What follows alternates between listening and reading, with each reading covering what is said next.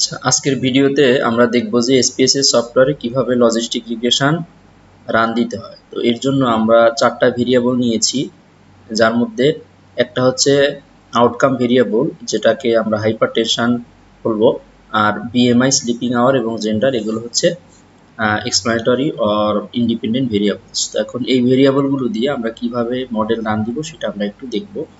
তো আমরা এর জন্য মেনু বার থেকে অ্যানালাইজ অপশনে যাব, দেন রিগ্রেশন, দেন বাইনারি লজিস্টিক।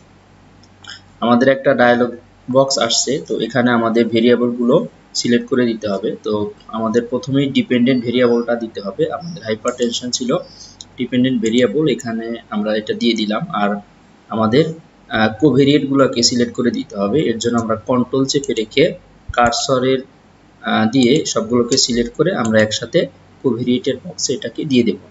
তো এখানে একটা বিষয় লক্ষণীয় যে আমাদের যদি কোভেরিয়েন্টগুলোর মধ্যে কোনো একটা ক্যাটাগরিক্যাল থাকে, সেটাকে আলাদা করে সিলেক্ট করে দিতে হবে। তো এর জন্য আমরা ক্যাটাগরিক্যাল অপশনে যাব, গিয়ে আমাদের জেন্ডারটা ছিল ক্যাটাগরিক্যাল ভেরিয়েবল, এটাকে আমরা এখানে আলাদা করে সিলেক্ট করে দিলাম।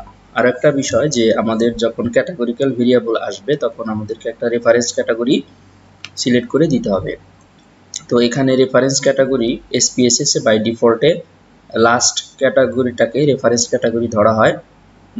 অর্থাৎ আমাদের লাস্ট ক্যাটাগরিটা ছিল মেল, যেটার সাপেক্ষে আমরা কম্পেয়ার করব। আপনি চাইলে এটাকে কাস্টমাইজ করতে পারেন, অর্থাৎ ফার্স্ট ক্যাটাগরি ফিমেলকে যদি রেফারেন্স ক্যাটাগরি দিতে চাই সেটাও হবে, জাস্ট ফার্স্টে ক্লিক করে চেঞ্জ করলে হয়ে যাবে। তো আমরা ডিফল্টে যেটা আছে সেটাকেই রাখতে চাচ্ছি। তো এরপর আমরা কন্টিনিউ দিব।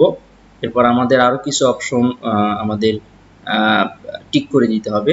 সেজন্য আমরা অপশনসে যাব, গিয়ে এখানে দেখা যাচ্ছে যে হোসমান ল্যামসে গুডনেস অফ ফিট টেস্ট এবং 95% কনফিডেন্স ইন্টারভেল রট রেশিও, এটা আমরা টিক করে দেব। দেন কন্টিনিউ দিব। এরপর ওকে দিলে আমাদের আউটপুটগুলো চলে আসবে। এই হচ্ছে আমাদের লজিস্টিক রিগ্রেশনের যে আউটপুট। তো আমরা পরবর্তীতে আউটপুটগুলোকে ব্যাখ্যা করব।